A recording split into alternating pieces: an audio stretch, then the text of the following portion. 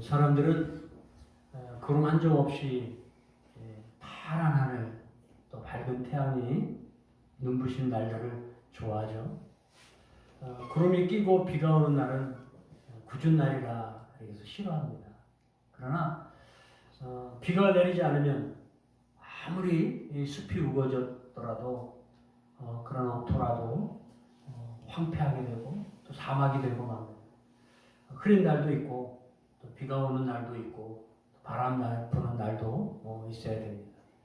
저희가 북경에 살 때인데 바람 부는 날이 그렇게 좋더라고요.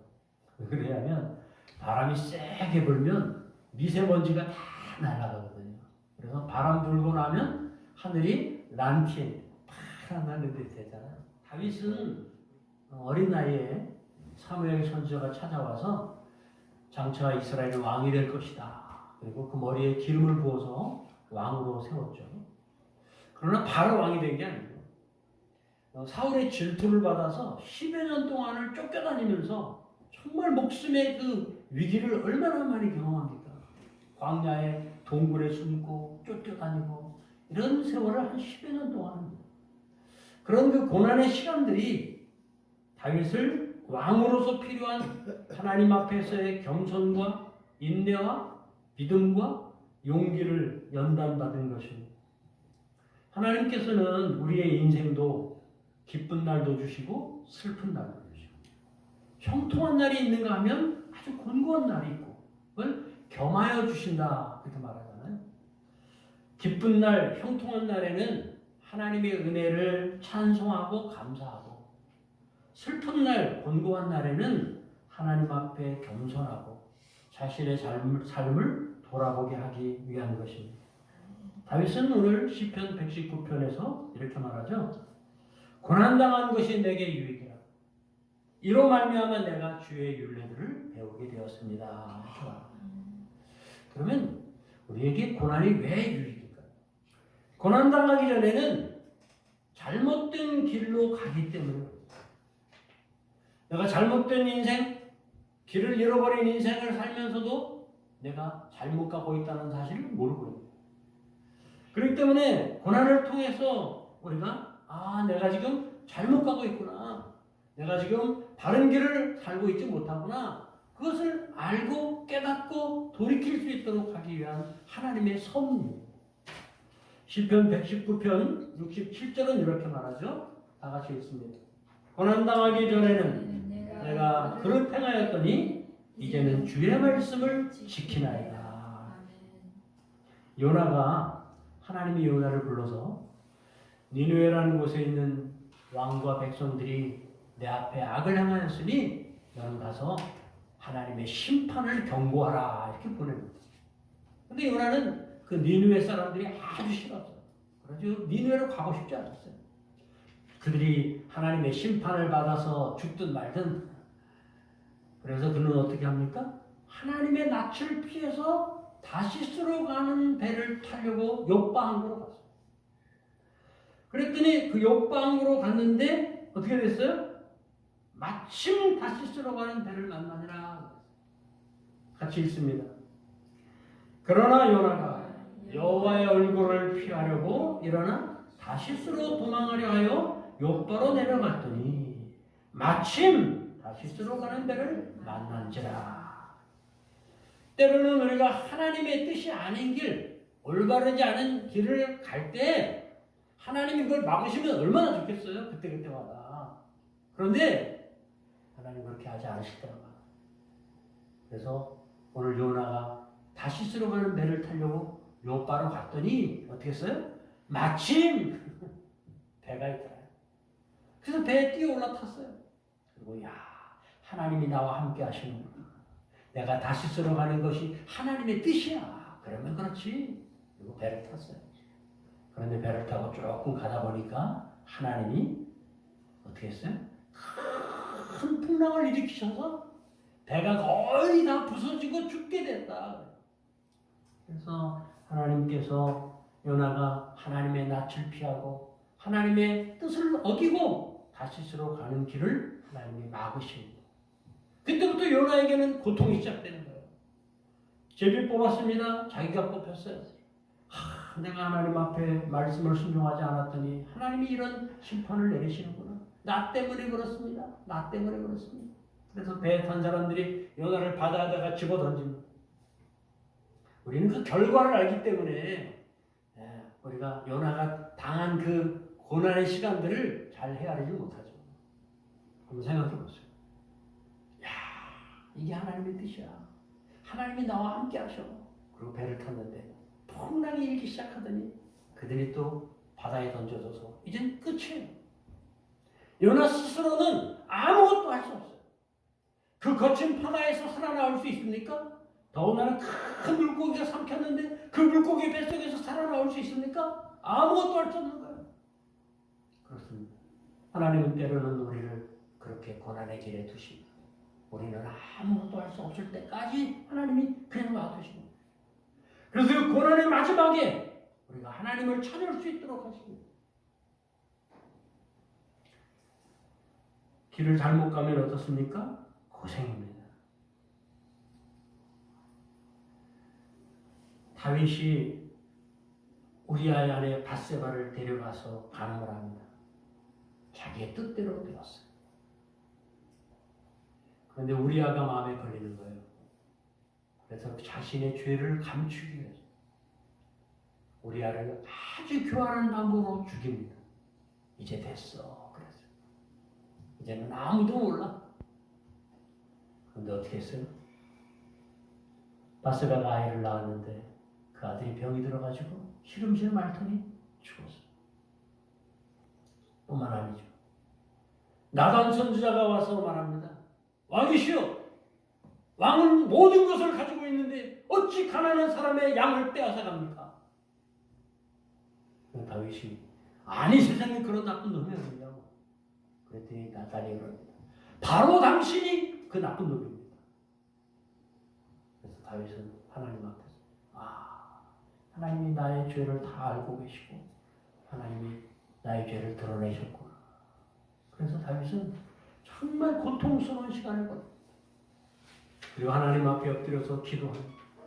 하나님, 내 죄를 용서해 주세요. 하나님 앞에 나는 벌레만도 못합니다. 하나님 나를 새롭게 해주세요. 그 고통의 시간들을 통해서 다윗은 거듭나는 거예요. 그 고통의 시간들을 통해서 다윗은 하나님이 계시다는 사실을 다시 한번 경험하는 거예요. 그 고통의 시간들을 통해서 다윗은 하나님이 자신의 모든 것을 보고 계시며 알고 계시다는 사실을 체험하는 거예요. 그래서 다윗은 이렇게 말하지 않습니까? 고난당하기 전에는 내가 그릇 하나였더니 그런데 그 시간들을 통해서 어떻게 됐다고요? 하나님의 말씀을 지킵니다. 두 번째로 고난이 왜 우리에게 유익입니까? 하나님을 만나고 경험하기 때문에 그렇습니다. 욥의 10자녀가 있었어요. 아주 부유하게 살았습니다. 그리고 하나님 앞에서도 욥은 이 세상에 욥처럼 의로운 자가 없다고 인정받을 만큼 그런데 사탄이 하나님 앞에 와서 욥을 참소하면서 하나님이 욥을 축복하시니까 욥이 하나님을 잘 믿는 것 같죠? 욥에게 한번 고난을 줘보세요. 그래? 그의 목숨은 건들지 말고 한번 시험하라. 사탄이 내려와서 어느 날 10자녀들이 모여서 잔치를 합니다. 근데 그 집이 무너져가지고 멀쩡하던 집이 무너져가지고 그 집에 무너진 집더미에 깔려가지고 열아들이 한꺼번에 죽어버렸어요. 그 이야기가 끝나기 전에 종들이 쫓아옵니다. 아이고 주인이 큰일 났습니다. 양들을 다 도둑대가 훔쳐갔습니다. 그 이야기가 끝나기도 전에 종들이 옵니다. 아이고 주인님 큰일 났습니다. 그 강도들이 와가지고 낙타들을 다 빼앗아 갔습니다. 그러고 나서 조금 있다가 욥에게 병이 생깁니다. 병은 아주 끔찍한 병이에요. 온 몸에 종기가 나고 헌대가 나가지고 고칠 수가 없어요. 너무 괴로운 거예요. 욥에게 그런 고난이 찾아왔습니다. 친구들이 와서 위로하고 친구들이 와서 욥을 지적하고 이야기합니다. 네가 하나님 앞에 무슨 죄가 있으니까 그렇지. 너의 자녀들이 하나님 앞에 무슨 죄가 있으니까 네가 이런 고난을 당하지. 이유 없이 고난을 당할 수 있겠냐? 너 하나님 앞에서 무슨 죄를 지었는지 한번 생각해보라. 욥은 친구들의 그 권면과 그 이야기들을 듣지 않았어요. 왜요? 자신은 아직까지도 내가 하나님 앞에 나는 의롭다고 생각했기 때문에. 그래서 하나님 앞에서 그는 항의합니다. 하나님! 어떻게 하나님께서 나에게 이렇게 하실 수 있습니까? 근데 하나님이 욥에게 말씀하세요. 욥아, 내가 이 세상을 지을 때 너는 어디에 있었니? 이렇게 말합니다. 욥이 그 앞에서 고개를 숙입니다. 하나님, 제가 하나님을 알지도 못하며 하나님이 행하시는 행사를 알지도 못하면서 내가 교만하게 입을 열어 말했습니다. 하나님 앞에 내가 얼마나 연약하며 죄인인지 그걸 내가 미처 깨닫지 못하고 내가 하나님 앞에 의롭다고 내가 하나님 앞에 내가 나를 내세우고 하나님을 대해서 내가 항의했습니다. 욥이 하나님 앞에 회개합니다. 그래서 욥은 이렇게 말하죠. 내가 죽게 대하여 귀로 듣기만 하였사오나 이제는 눈으로 주를 보나이다. 그러므로 내가 티끌과 재 가운데서 회개하나이다.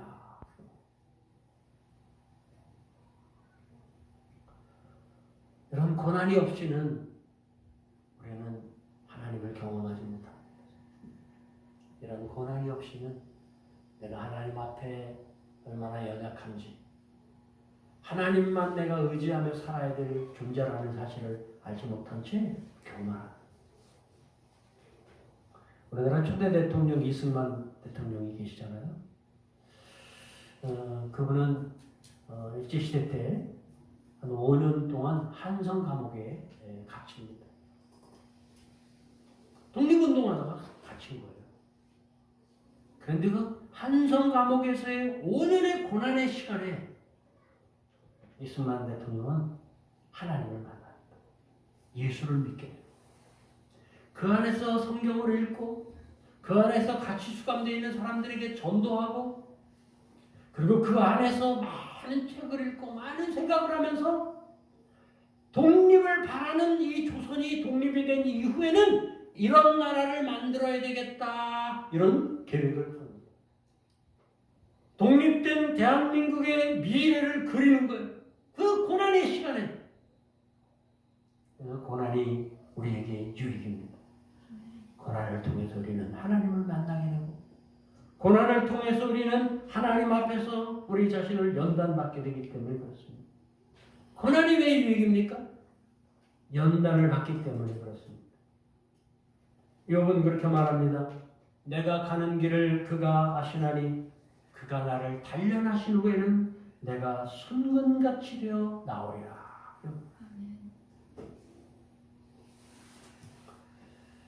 연단이 없이는 우리는 강하지 못합니다.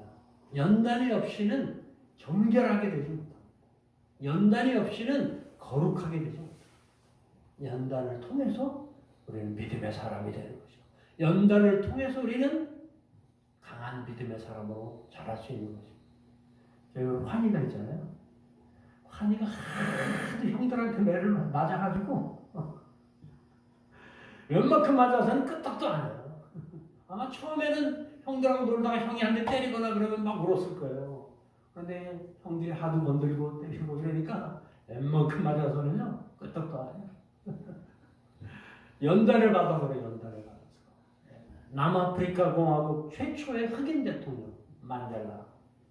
그는 인종차별을 없애고 민주화, 흑인들의 자유를 위해서 싸웠던 사람입니다.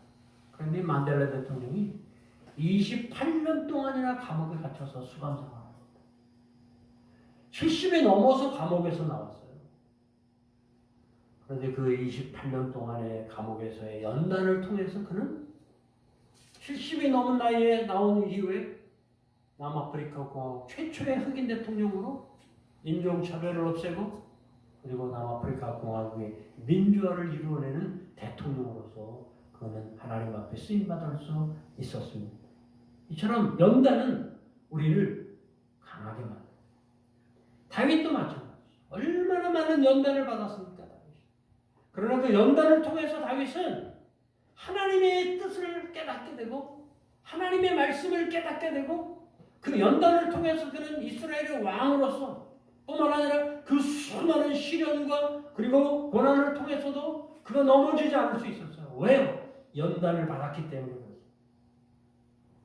네 번째로는요. 이 연단을 통해서 우리는 하나님의 뜻을 배우기 때문에 그렇습니다.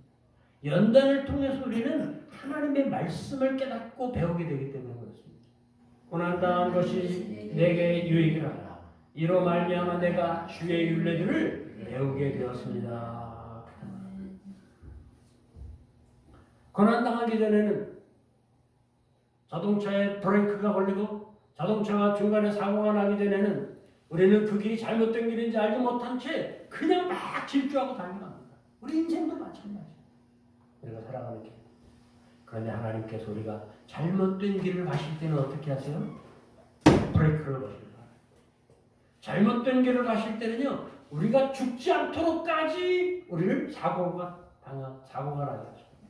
제가 필리핀에 있을 때 한번 바탕가스라고 하는 곳으로 마닐라에서 바탕가스라는 곳으로 차를 운전하고 간 적이 있어요. 그게 처음 가는 길이에요. 그때는 뭐 내비게이션도 없죠. 이정표 보면서 가는 거예요.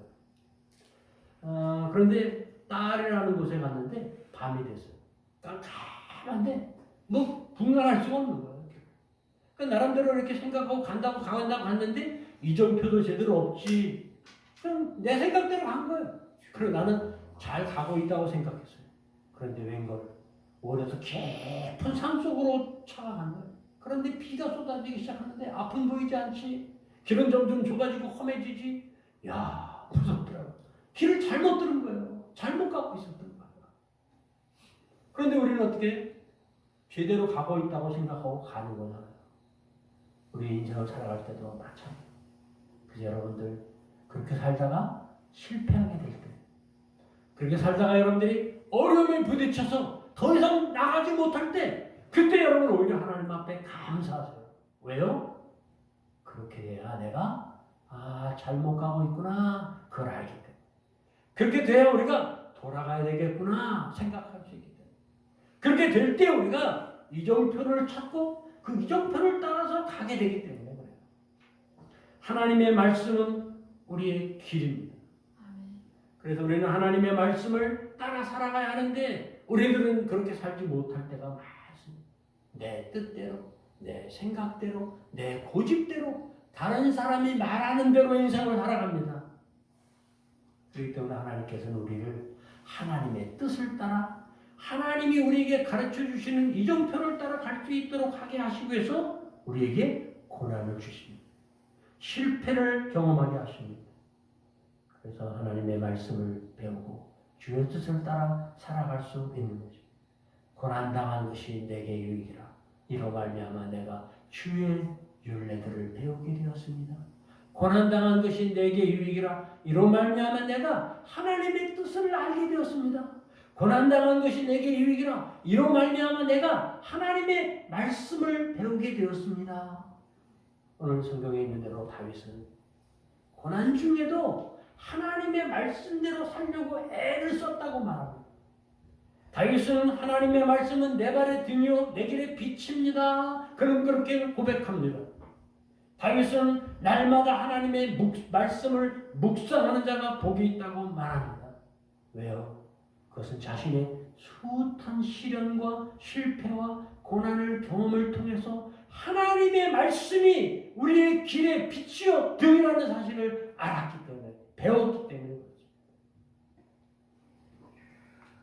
저는 26살에 예수를 믿고 신학을 공부하고 시골교회에서 목회하다가 또 선교사로 나가서 20여 년 이렇게 선교사로 살고 있습니다. 그런데 그 삶을 통해서 배우는 몇 가지 교훈이 있습니다.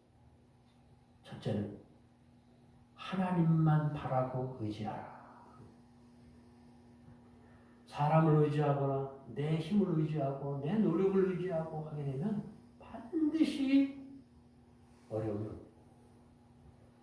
내가 의지하던 것들을 통해서 실망하게 돼요. 사람을 의지하고 가족을 의지하고 내가 아는 어떤 분들을 의지하고 반드시 실망해요. 그런데 사람을 아예 의지하지 않고 하나님만 의지하면 어떻게 하지? 이런 마음이 들 때도 있어요. 그런데 그럴 때마다 하나님의 놀라운 손길이 함께 하십니다. 제가 몇 번 얘기하지만 아무것도 없이 아무도 없는 저 여주 수련이 시골로 개척한다고 내려갈 때 오직 하나님이 나를 부르시고 하나님이 나를 거기에 보내시며 그 말에는 예수 믿는 사람이 없으니 내가 가야지. 하나님이 부르심을 순종해서 갔습니다. 얘기했잖아요. 나를 기다리는 사람이 있습니까? 없어요. 가서 예배드릴 곳이 있습니까? 없어요. 하나님이 허락하시는 그날 곳으로 정하는 초가집 하나. 엎드려서 기도할 때 하나님이